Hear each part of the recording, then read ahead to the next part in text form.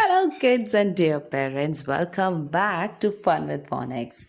I hope you have been revising all the treasures that we have collected so far.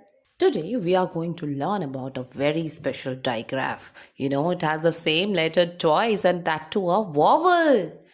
O, O. And do you know another special thing about it? It makes two sounds, O and O. Let's check it out with the story. The title of our story is The Good Food Hunt. One afternoon, a puppy named Boo was in the woods. His tummy rumbled. He needed food. He sniffed around and soon found a cool brook.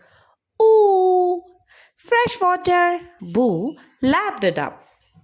Then he saw a basket full of yummy food. Good! I love food! He chewed his food and wagged his tail. After his meal, Boo sat on a smooth rock, looking at the moon. What a good day! He woofed happily. So, what have we learned, kids? The digraph O makes sound O like book and moon. Now, my little readers, get ready for the classroom fun.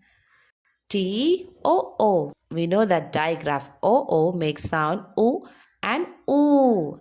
Here we will see T-O, two. No. It's not correct. T-O, two. Very good. Let's try another one. F-O-O-T. Oot. Foot? No. Oot. Foot.